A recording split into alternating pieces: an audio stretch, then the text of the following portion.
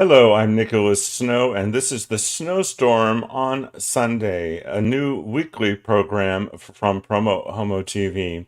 I hope this program becomes the quintessential go-to LGBTQ plus Sunday show. It's Oscar Sunday. It's March 10th, 2024. It is the beginning of daylight savings time, or daylight saving time to be more technical. We have an exciting lineup for today. It's all about saving democracy, folks.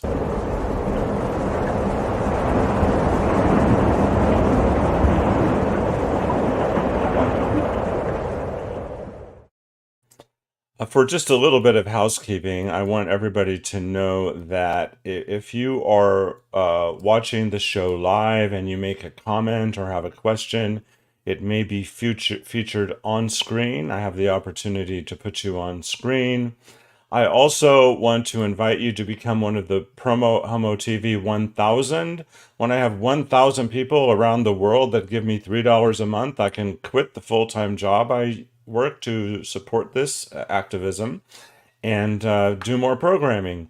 Also, in this episode, by the end of this broadcast, I will be giving away a pair of tickets to the sold-out Red Dress Red Party. They'll be given out during this episode. However, you can't win on LinkedIn. You can't win on Facebook. You have to be watching on the YouTube account, and you have to be logged into YouTube.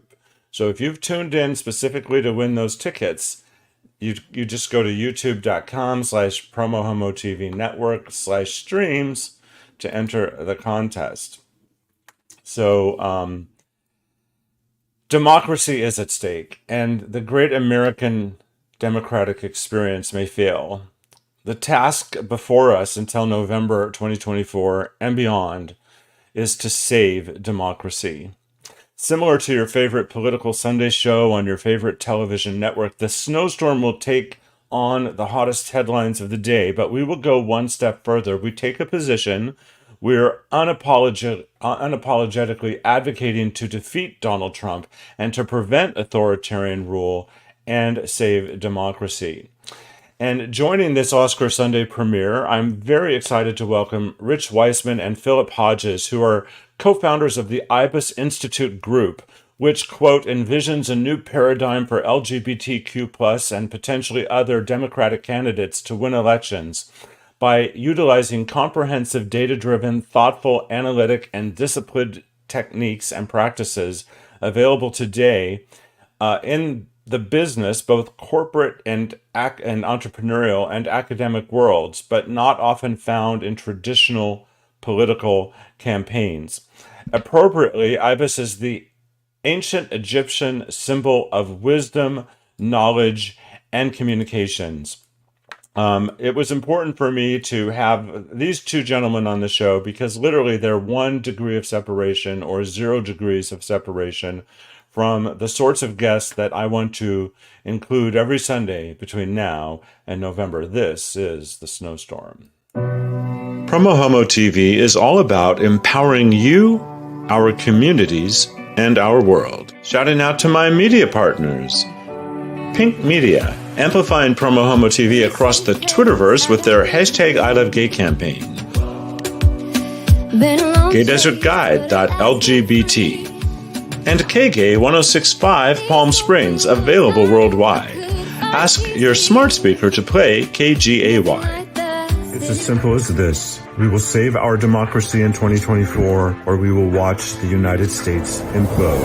I'm Nicholas Snow, and this crisis we face is why I have launched the Snowstorm, a nightly hot topics panel discussion show in which I will curate your social media comments into the show, and we will connect the conversation to action we can take to save America. Watch the Snowstorm nightly at 6 p.m. Pacific at PromoHomo.TV.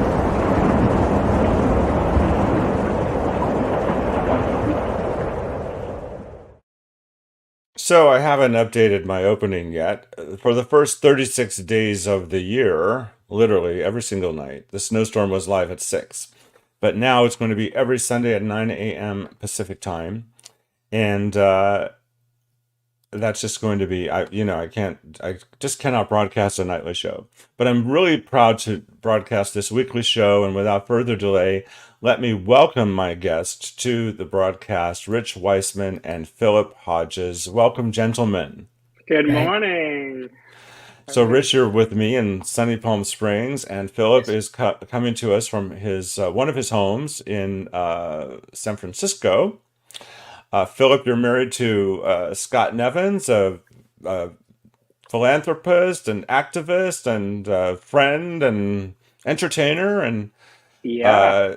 you two are definitely a power couple. And Rich Weismann is married to best-selling author J.D. Horn, and I'm single, so that's the end of the show, folks. Goodbye. No.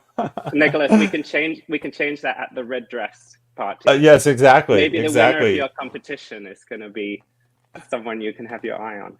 Oh, okay. And by the way, everyone, all three of us, we have tickets to the red dress. All three of us are already hooked up with tickets, so we won't be competing to win.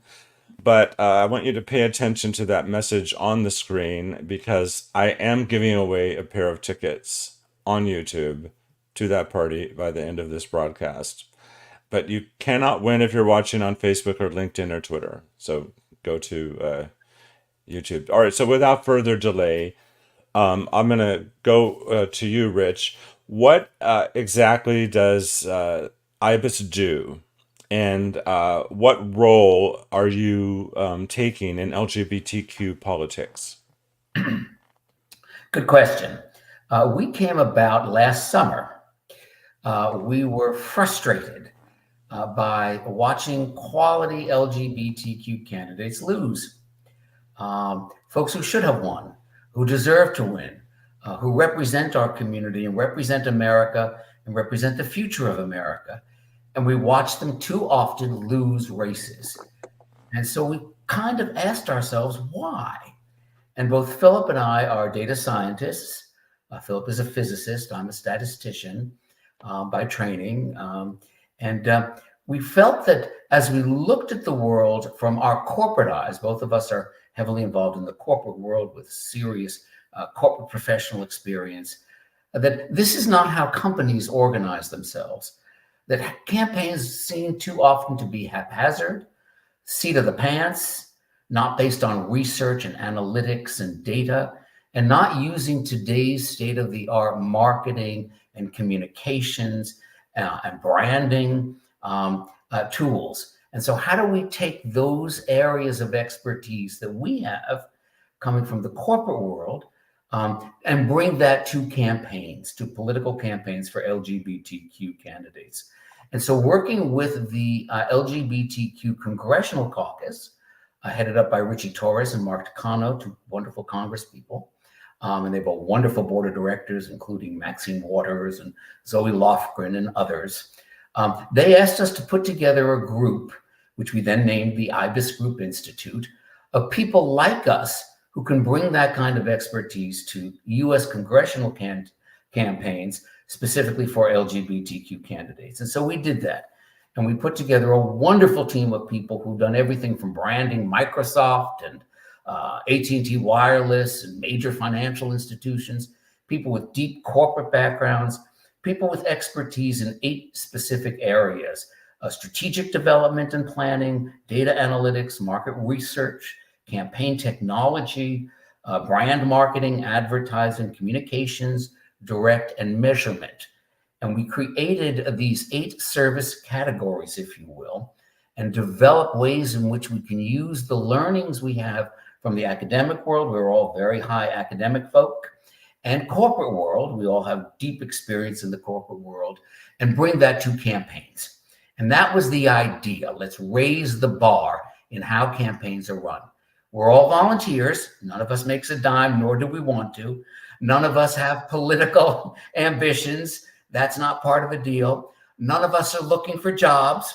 We're simply volunteering our time to help LGBTQ candidates win elections, and doing so in ways that typically are not found in the political world, but that are found in the corporate, entrepreneurial, and academic world. That was the idea.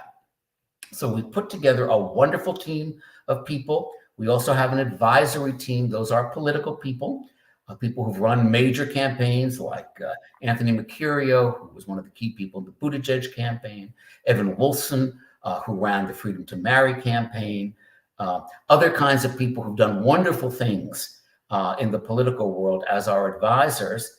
And then our leadership team, people who have that deep, deep background, academic, entrepreneurial, and corporate in those 8 service areas. And we're now working on 3 campaigns. We let the Equality PAC LGBTQ Congressional Caucus tell us which campaigns to work on. And we work closely with those folks in terms of designing, developing, and implementing campaigns that are far more sophisticated, far more technology-driven, research analytic-driven than is typically found in this arena. Well, it's just really, really fantastic. You mentioned that you're volunteers and that you're not looking for jobs. Really, the antithesis is true. You help fund all of this important work, both of you, through your own philanthropy. So I just want to acknowledge and thank you for that. Philip, what would you like to add to the preliminary information that Rich has shared? Yeah, I think Rich has said it very well. So yes, we do our own philanthropic work, but the real niche that we saw was that there is a lot of expertise in the corporate world and the academic world, which finds it hard to get into campaigns. If you are someone with, say, like a data science background or someone with marketing expertise, and you seek out a campaign in order to volunteer, many times you'll still end up writing postcards or going door to door. And what we wanted to create was this think tank / connector, which can take people with real expertise who can really move the needle in political campaigns and find a way to channel that expertise into helping, at this stage, LGBTQ Democrats get elected. Now we have bigger aspirations beyond that, but we have to start small, right? Like, let's use LGBTQ Democrats as sort of the test case for whether we can expand this idea more broadly. So do either one of you have political ambitions? Hell no. Not yet. I mean, I think Rich said this too, but like one of the criteria we think for being on our leadership team or being a volunteer is that we're not trying to build anyone's career here. This is, Rich and I are lucky enough, and our leadership committee are lucky enough to all have been successful in other avenues. What we share is not a desire to be politicians, but a desire to, as you put it, Nicholas, save democracy. We think there are serious structural issues. We're terrified of the amount of polarization that's happening in the political sphere. And we see this real niche. How do you save democracy? You have to do it in the middle, and you have to do it at the margins. We can't purely play a turn out the base game. The way you save democracy is by having strategies that nudge people who would vote red to vote blue, or independents who wouldn't show up to vote, voting blue and showing up to vote. And we see a lot of the existing political infrastructure is focused on turning out the base, or correctly focusing on policy and sort of what you're going to do once you're elected. We think there needs to be sort of more expertise in sort of nudging, figuring out how candidates appeal to non-ideological voters who you can't sort of influence with your stance on abortion or your stance on the environment. You have to appeal on a more visceral level. Like, I like this candidate. This candidate, like, I can trust, seems very stable, seems non-emotional, seems to have my interests at heart. I like them. So this is the areas in which that excite us to get involved in, and we're helping our candidates. On Super Tuesday, as I was watching the results come in, and as I was, looking at the success that Nikki Haley had in getting a really significant number of votes in a 2-person primary, it occurred to me that, we, as Democrats and as people who are supporting Biden for re-election, we cannot demonize Republicans. And it occurred to me that it's that group of Republicans that were voting for Nikki Haley that could help President Biden win. It's like the coalition is evolving, but it certainly includes them. Rich, Philip did a great job of sort of segueing into my question. How is your organization going to help democracy win? We're going to do it candidate by candidate. And we're going to do it by building a model, if you will, on how to run campaigns in today's era. Most campaigns are run, or many are run, based on old models and old ways of doing things. They are what we call push strategies, which is just scream a lot, scream loudly, send out postcards, call people on the phone, hound them. Very much a used car salesman, if you will, QVC model of just scream loudly and people will vote, as opposed to a pull strategy, which is how do you develop a brand? How do you entice people to want to vote for you? How do you talk to people who are younger, maybe not be affiliated or are affiliated, but aren't incented enough to think in terms of getting out and voting and filling out their ballot?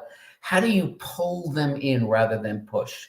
And a big piece of that is we have to stop squabbling. So many campaigns are about squabbling. And to the average voter, it looks like this, will the adults please quiet down and stop fighting with each other and just talk to me and give me a reason why I should be interested in participating and in voting. Particularly important when it comes to things like the Gen Z and millennial voter, where we see the turnout rates are abysmal for those folks. Why is it? Those two generations are the most educated generations we have ever seen in the United States. Baby boomers, as an example, have about a 20% level of college education, undergrad. That's not true of the younger generation. They're 50, 60%, highly educated, highly involved in other parts of their lives, highly professional people, yet they're not voting. And they're not voting because we haven't given them a reason to vote. We scream at them to vote. We don't pull them in. We don't provide candidates who inspire. We don't provide campaigns that inspire. And so our job is to help people understand, help candidates in their campaigns understand, how do you do that? How do you develop a campaign that does that? How do you develop a campaign a la Google, the way Google operates, the way Apple operates, the way other companies operate in terms of bringing clients into their organizations? How do we do that when it comes to politics, and how do we do that for the Democrats? And so we're helping our candidates one by one develop strategy, overarching strategies, brand strategies, market segmentation strategies, and communication strategies, and then helping them to execute that so that we change those dynamics. So how are we going to do it? We're going to do it one campaign at a time. Now, we work exclusively with the newbies, if you will. These are first-time people running for Congress, LGBTQ throughout the nation, many of whom have very small budgets. So we have to help them figure out, how do you do this on a shoestring budget? You don't have millions of dollars. You have much smaller budgets. How do you do that effectively? And that's what we're doing, one campaign at a time. Philip, what would you like to add? Well, I want to sort of explore your point, which I thought was very good. Like, Nikki Haley has shown us, I think, that there is a constituency of pro-democracy Republican voters. And like, Democrats, therefore, kind of have a tension in how we save democracy, because what we do in order to win individual races may not be the sort of optimal strategy, like, globally for saving democracy. And what I mean by that is that we have the Electoral College, we have extensive gerrymandering, we have sort of 90+% of seats that are uncompetitive. And it often will lead to like low quality candidates and sort of more polarized partisan candidates, which is often the right thing, for example, the Democratic Party to do, is put your more sort of left-wing politicians, get your left-wing policy goals through with getting sort of more left-wing candidates sort of elected in non-competitive districts. But it leaves a very small number of competitive districts, which sort of is your opportunity to be bridge builders with the other side, sort of have messages that also appeal to independents and Republicans. And a thing we're excited about in Ibis is that we really are, where possible, trying to target candidates who sit in those purple districts. Like we actually have a few of them in the Coachella Valley, right? Almost all of the districts that we're voting in here are actually competitive and can swim between Republican and Democrat. That's actually not the case for a lot of voters. And again, that's one of the reasons for low turnout that we're seeing in this election. And I'm Well, going to give an go example. ahead, If Rich. up in Oregon, one of the candidates with whom we're working, Eddie Morales, very recently, Earl Blumenauer made the announcement that he was retiring from Congress. And so there was an open seat. And so we quickly, with the U.S. LGBTQ Congressional Caucus, said, let's get busy here. Let's see who we can find in that area that meets the criteria that makes that candidate winnable, an LGBTQ candidate who can join the caucus next year, but who fills all of the kinds of qualities that Philip was talking about. And so we worked with them in finding the right kind of candidate, and that was Eddie Morales, who is a wonderful young Latino immigrant LGBTQ candidate. And so we got behind his announcement, and we're now working very closely with him, and we hope to win. That's the goal, is to bring people like that into the equation. So it's starting at the beginning in candidate selection and working all the way through. But as Philip said, working with folks who have an appeal that is broad, that can bring in all kinds of people into the tent, not just a tiny fraction of the Democratic base. Just so I don't forget to bring it up, before we went live, we were talking about the incredibly low voter turnout in Riverside County. And when we look at one of the recent election cycles, both Will Rollins and Christy Holstage lost their campaigns the last time by such a small number of votes. Very, very close campaigns. So, Philip, I was wondering if you would speak about the statistics in terms of recent voter turnout in Riverside County.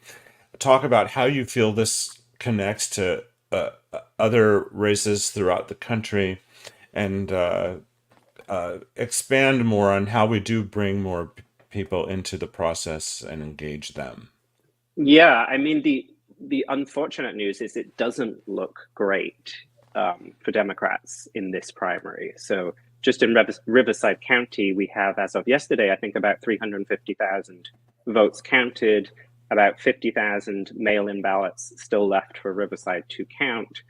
Once that is done, we will probably have a turnout somewhere around 30% or maybe even slightly lower countywide. That is low. That is about the same level as the midterm primary turnout. And as you know, historically, general elections have more participation than midterms. So we're in a very low environment. There was, I think, in early stages after the vote, there was some Democrats getting excited about sort of a blue turnout wave, a blue tsunami. I remember someone saying, I think that hasn't materialized. And I think some people get confused about the way votes get counted by the county, where the early vote is consistently very much more blue than subsequent votes, which include sort of in-day counting and then late mail-in ballots. I think, what can we learn from this? I think structurally there are many things that cause low turnout. I think the things we talked about before, like gerrymandering, sort of the electoral college creating sort of uncompetitive spaces, is a big one. The extent of polarization, when both parties are talking to their bases, it leaves the middle ostracized. I think economic inequality, sort of some people just do not feel empowered. Voter disenfranchisement, I think like one party, in particular the Republicans, seems to have decided that low turnout is good for them. The evidence actually suggests that it's neither good nor bad, but certainly Republicans are desperate to make it harder to vote. So I think there's all these structural things. I think there's also candidate-specific things, like who are the candidates that can sort of raise turnout in their districts? They are the ones that inspire. They're the ones that have a sort of a brand that glows. People understand innately what this person is going to do once they're in office. What are they going to achieve? Like, they're likable, they're inspirational. Like, we all know what they look like. They look like Barack Obama and some of those. Will Rollins has some of those characteristics too. And you do see him outperforming some of the other sort of local candidates. It's a little harder to see this election because he had a challenger, but Ken Calvert seems to be dramatically underperforming the registration of the electorate. In other words, like, there seem to be Republicans again who are switching to Will Rollins.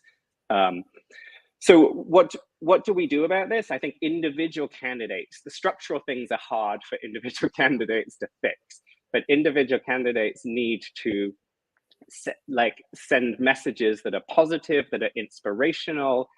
They need to be careful about negative advertising, particularly negative advertising that is not consistent with who they're trying to be as a candidate. You're the bridge builder, and then suddenly you're attacking your opponent in a kind of vicious way. That's the kind of thing that turns voters off and causes them to sort of sit at home. But I agree, it's a problem that we're all gonna have to fix. The Trump general elections were actually pretty high turnout. It was like 81%, I think, in Riverside County. But let's be honest, we're not going to see that level of turnout this general election unless something dramatically changes. And if I may add to that, one of the things that we do talk about with our candidates is to understand the difference between what we call the 4 buckets. And this is where brand plays a critical role in defining a candidate and inspiring people to vote. Because so many candidates run against their opponent, that I am not this person. So many run as generic Democrat, that I'm simply a generic Democrat. And we encourage and we work with our candidates in understanding these, what we call the 4 buckets. One, you have your identity. I'm LGBTQ. That's not a brand, that's an identity. Or in other people's cases, like Eddie or Joe Vogel we're working with, I'm Latino.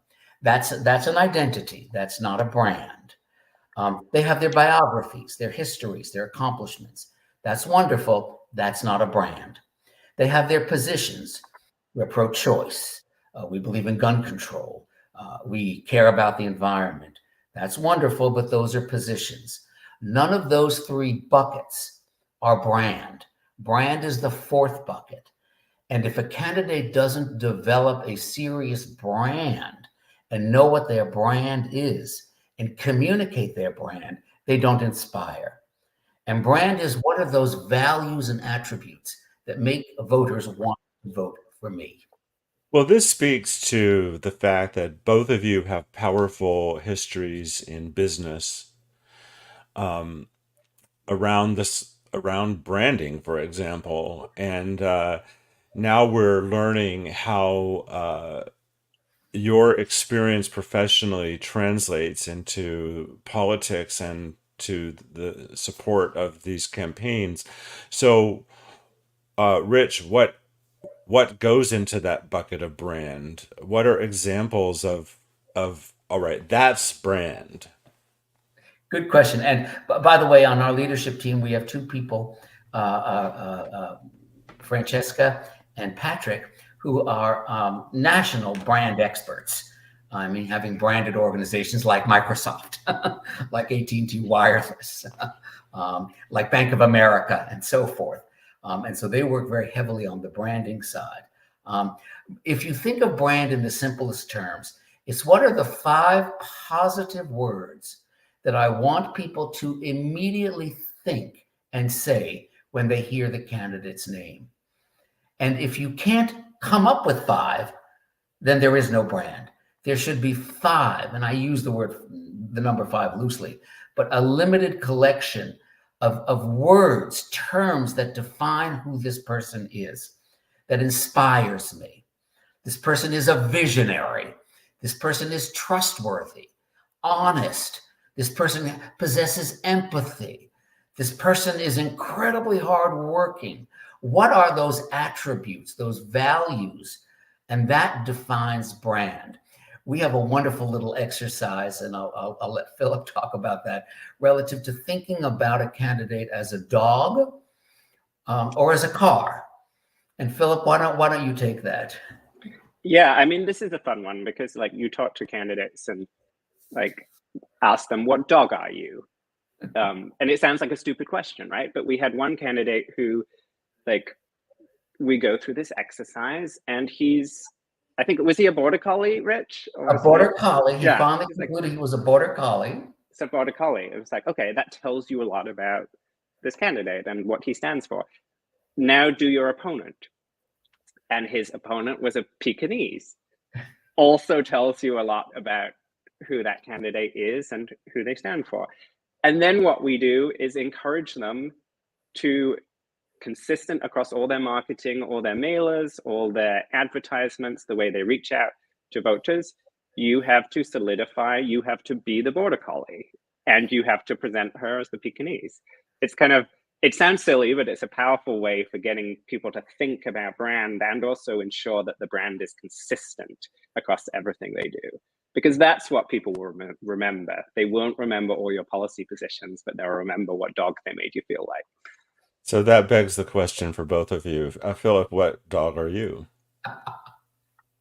So I have a rescue Chihuahua who is like Chihuahua Jack Russell blend and a rescue. So she's neurotic cubed. I'm definitely not a Chihuahua, but I think I would probably be a pit bull. Oh, okay. A very nice one. A very nice, friendly, cute pit bull. All right, and Rich? Well, I too have a rescue Chihuahua, but I don't see myself as a Chihuahua. I would say I'm probably much more of a very sweet and well-trained Rottweiler. Okay, so I don't have a pet, but I have bougainvillea on my patio, and I'm good when it's hot, and I can tolerate the winters. So. And you have spikes. Yes, exactly. The spike, yeah. So, if you're just tuning in, I just want to let all of my viewers know that my guests are co-founders of the Ibis Group Institute. They're mentioning all these wonderful collaborators that they work with. They're all actually available at the website. So I encourage you to check it out. We have a lot more show to come. I am going to take a break, but before I do that, I want to just remind people that, here we go. If you are watching live and you have a question or comment, I can curate it onto the screen.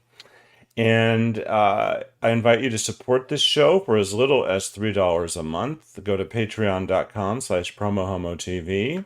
And as promised, a pair of tickets to the Red Dress Red party will be given out during the episode. To enter, you can't win on Facebook, you can't win on LinkedIn, you can't win on Twitter. You have to be on YouTube, logged into YouTube, and watching on YouTube. And after the break, I'm going to reveal the hashtag that you will type in on YouTube to be entered in the contest. And by the way, you only need to enter the hashtag once. You don't get extra chances if you enter it more than once. And that hashtag is coming up after the break. One of my supporters and viewers, he would be a Belgian. I don't know how to pronounce that. Malinois, Malinois, and because he's That's very, good. Malinois. He's very loyal. So, That's a he's good one. certainly loyal in supporting this show. I'm very grateful. So, I'll be back with my guest after this. And this next spot, I created it and I use it as often as I can. And you're about to see why.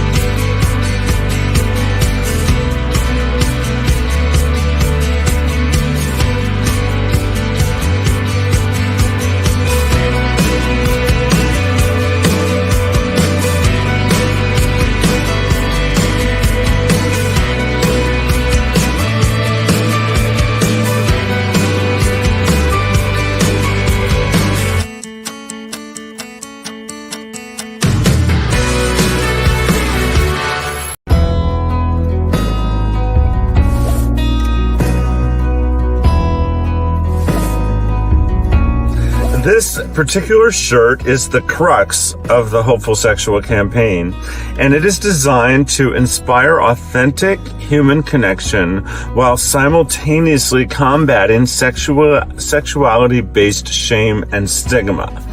And the really cool thing is, if you go to hopefulsexual.com, it takes you to an Amazon store where this shirt is available in all sorts of styles, sizes, and colors. And I use the revenue to fund PromoHomo.TV. So check it out. I think almost everyone is a hopeful sexual, don't you?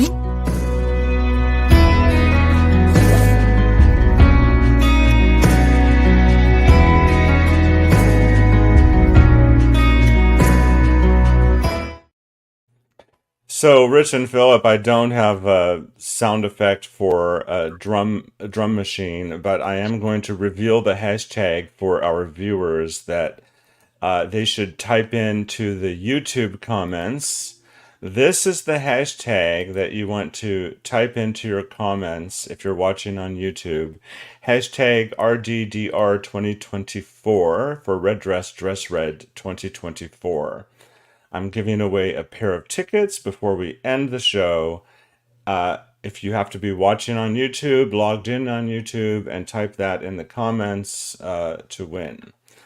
To enter My to red win. dress, my red dress just arrived, and it's Amazon polyester, incredibly uncomfortable. But I will make it through the night, and I hope to meet whoever wins the competition. Well, that would be great. And I'll be covering the event as I usually do. And I shared with you before the show, I'm very low maintenance. I'm wearing red sweats and a red and white baseball shirt with the PromoHomo.TV logo on it.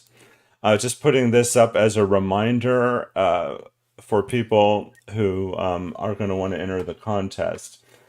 So there you have it. Consider yourself well informed, and I'm taking that off right now. So there's so much more we could talk about, but I want to sort of launch my next question in a different way. Just a second. Rock is talking about the dog. So it's the cousin of the German Shepherd.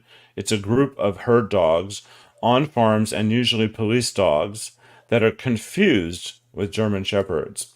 Rich, is there anything that you want to make sure that we talk about in this broadcast that we haven't got to yet?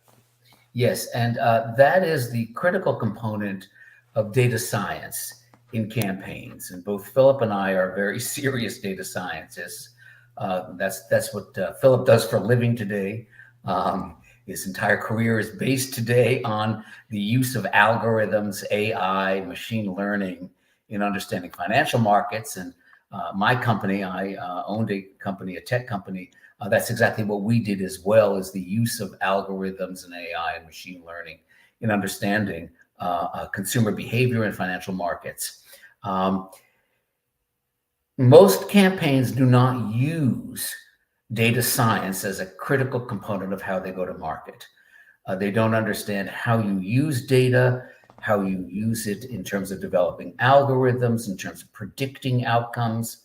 And so that's a critical component of Ibis, and what we do is to bring that level of expertise. And how do you micro market? How do you communicate to people in very specific micro niches? How do you manage that whole process? How do you use a database, not just to get on the phone, on the telephone and call people and hound them to vote, but in a way of understanding who they are, what are their issues, what might turn them on, and most importantly, how to predict outcomes. So many political campaigns do not have the capacity to predict the outcomes. Well, in the world of data science, that's what it's about. It's about predicting outcomes and understanding what are the key sets of variables that produce particular outcomes through the use of statistics, algorithms, and machine learning. And so we bring that to our candidates as well. And we believe that that's a critical component for saving democracy, is to move into the new world of technology and data science as an important tool. Philip? Yeah, I would say, like, there's so much data out there, right? We create terabytes of data every second now. And like the tech industry and a lot of like corporate entities have been great at monetizing that data, using it to understand consumer behavior. Politics is almost entirely analogous. The candidate is the product, the voters are the market. And you can apply exactly the same techniques to politics, which is basically what Ibis's mission is in very simple terms. So a candidate comes to us. We begin by doing a lot of data analytics on them, their opponents, and their district. Let's say it's a new candidate, but is running against an incumbent. We can use, for example, precinct by precinct historic voter data that then gets mapped to sort of demographic information, maybe even consumer preference information, and we can tell you certain things about your opponent, right? They're very weak among Latinos under 35, or they have a special appeal to dog lovers. There's a whole load of things that you can do. Incidentally, by the way, one of the reasons the Trump campaign was so successful the first time around is that they illegally, but they worked with Cambridge Analytica, Brad Pascali, I don't know if you remember, to do absolute micro-targeting of voters that were easier to nudge to the Trump campaign, using sort of similar kind of techniques of like finding little like micro constituencies that were the most vulnerable and most persuadable with the messages that they gave, and they gave very micro-targeted messages. What's the difference between doing something like that legally versus illegally? You don't go to jail for doing it legally. But it's basically privacy laws. What the Trump campaign essentially was doing was using social media data that was set up to be used for charitable purposes and then using it for political campaigns. But it is possible, and it's sort of very easy to do, to get that kind of data that you are allowed to use for that usage. The reason campaigns don't do it is not because it's not allowed to do it, but the actual infrastructure to set it up, the technology required is a heavy lift. We would love to be able to see sort of the DCCC or some organization doing a very serious investment in this kind of sort of precinct by precinct, like voter data initiative, which could be great for sort of candidate persuasion as well as sort of combating voter fraud type initiatives. It's something that I think we're likely to see in the future, and we'd love that to be invested in. So both of you, I'm sure, know several people within the DNC. I would be surprised if that wasn't the case. Are you having conversations with them about this? We are. And there are some conversations, but by and large, it does not trickle down to the campaigns. You see it much more on the presidential campaigns. Buttigieg's campaign, on which I worked, they had an entire team of data scientists who were working this. And so you see it at that level. But when you get down to a congressional campaign, there's none of that. Each congressional candidate is very much on his or her own. They got to figure it out. And they simply don't have the people who have the expertise to do that. And they certainly don't have the budgets to purchase, process, and analyze that data. And so, yes, you see it at the very top level, when it comes to presidential elections, but it does not trickle down. And one thing that is surprising is how much each individual candidate at the local level is on his or her own. And that's just not an area of expertise that candidates bring to the table, nor their campaign managers, nor their staffs. That's one of the critical reasons why we came into being, was to bring that to that more local level. So just to remind our viewers again, ibisgroupinstitute.com. And, we've spoken about the history, purpose, intent of your organization, talking about the importance of data and science and deep diving into it to empower candidates. And of course, you've been wearing your hats as co-founders of this organization, but you're also individual human beings that have political lives that are beyond the scope of this organization. And I'd like to segue into that. I'd like to speak to you as proud and concerned Democrats that are looking at what we're looking at in our country. And we have polls out that, for example, on State of the Union this morning on CNN, they were talking about a poll in Georgia that has Trump 8 points ahead. Just one example, and we've seen the complete deterioration of the meaning of facts in our country. Where there's an immense polarization, the inclination to demonize people. Mm-hmm. Which is not the solution. And I hate to ask the question, but what do you think would happen if Trump was reelected? Let's start with you, Rich. Well, one, I think that would depend on where the House and the Senate are. I do think that will play a critical role in terms of determining what as horrible as it may sound, a Trump win might result in. So that's one reason why not only is it so important that we ensure that Trump doesn't win, but it's also so important that we ensure that the Senate and the House become overwhelmingly Democratic, because that will play a role in the process. Overall, it won't be good. I mean, we can all agree on that Trump's goal is not to build and maintain democracy. His goal is to destroy it. We know who he is. He has shown us again and again. And we can't expect anything else other than what he has told us he will do. And so it's something very frightening. And we have to wake up to that. Now, I will add one thing, though, if I may, and that is the reliance on polling data. As a researcher and as someone who's been in the research, analytics, polling, survey business for decades and decades, it's real important that we understand that the best way to predict behavior is not through polls. What people say they're going to do and what they do are two very different things. And that's why we so often find the polls to be wrong. They give us a hint as to what people are thinking today, but they don't necessarily predict behavior. And organizations like a Google, like when I was marketing director at Bank of America, do a better job of predicting behavior through algorithms and through machine learning than they do through polls. In a poll, sure, I'm going to lose 10 pounds this year, but I don't. Sure, I'm going to clean up my room, but I don't.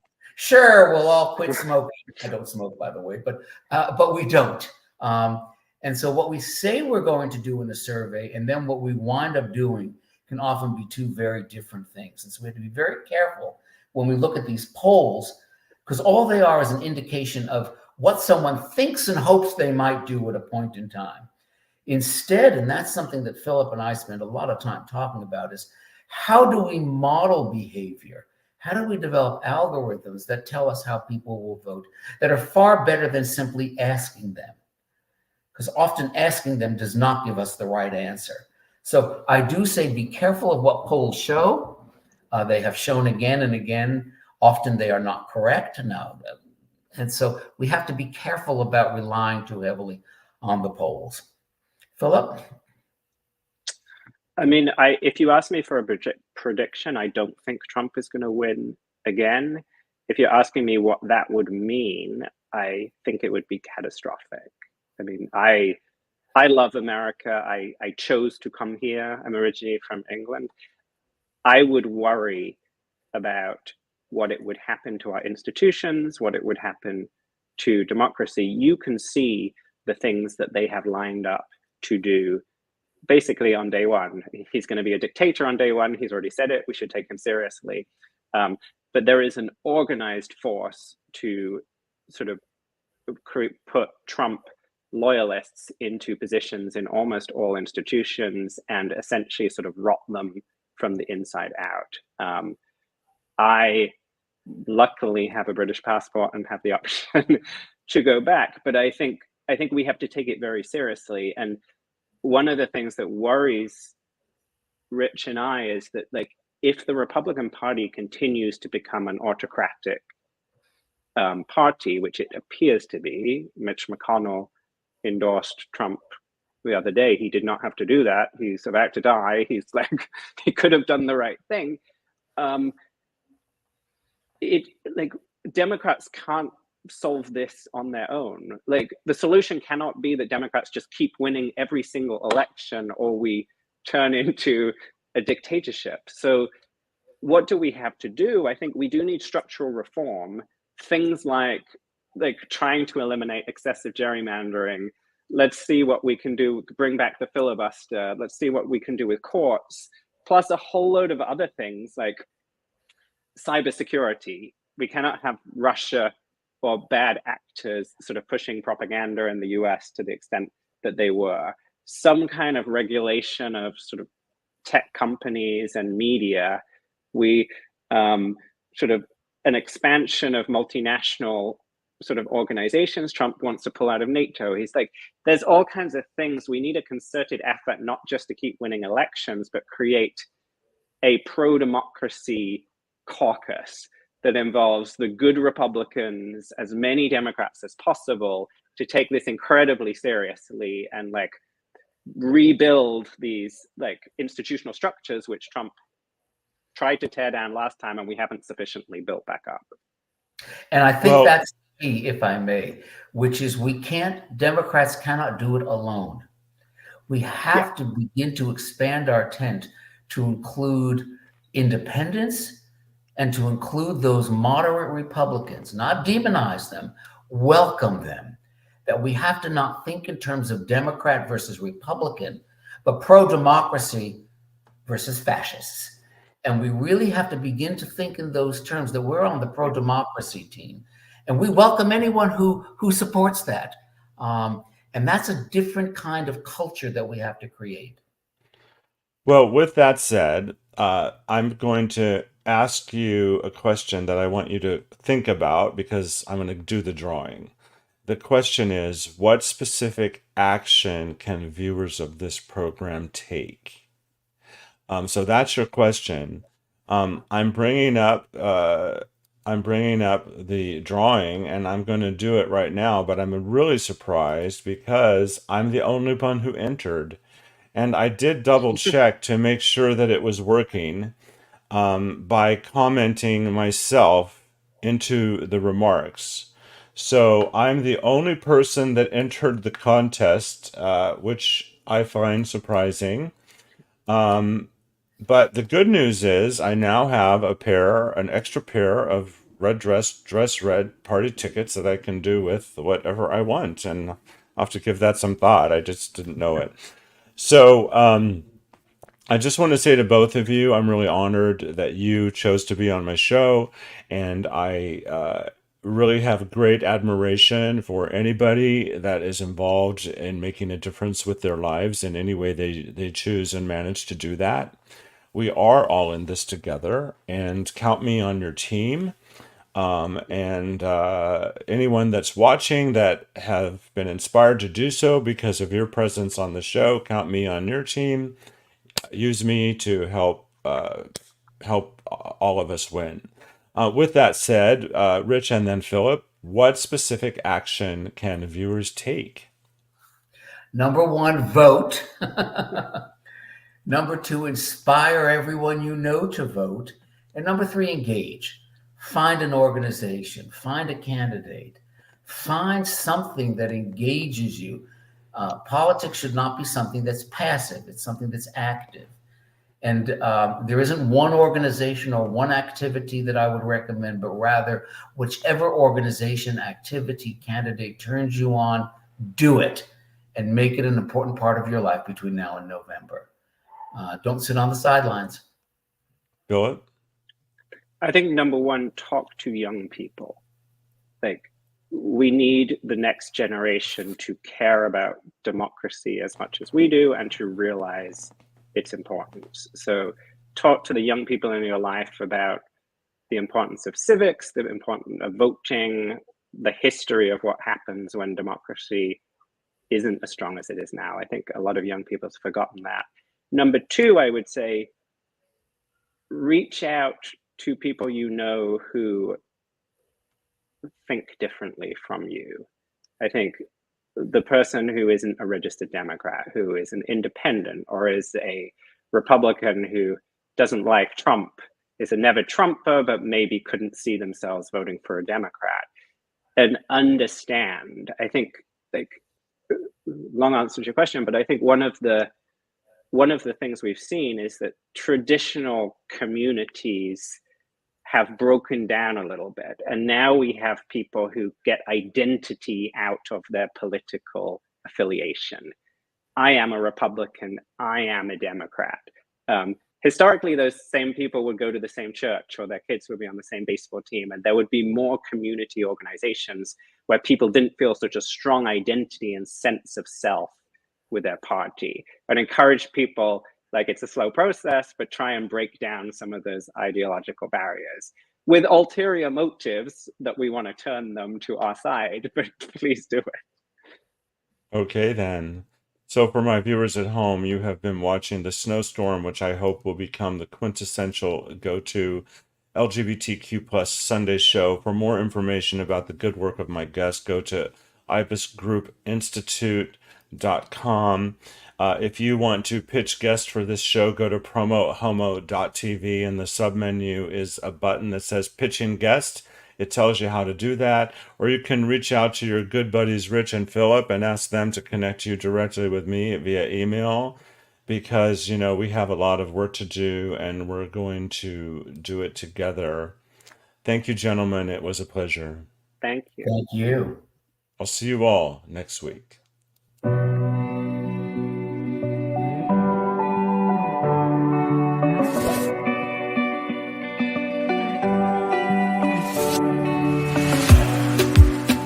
In a safe place, I got room to breathe.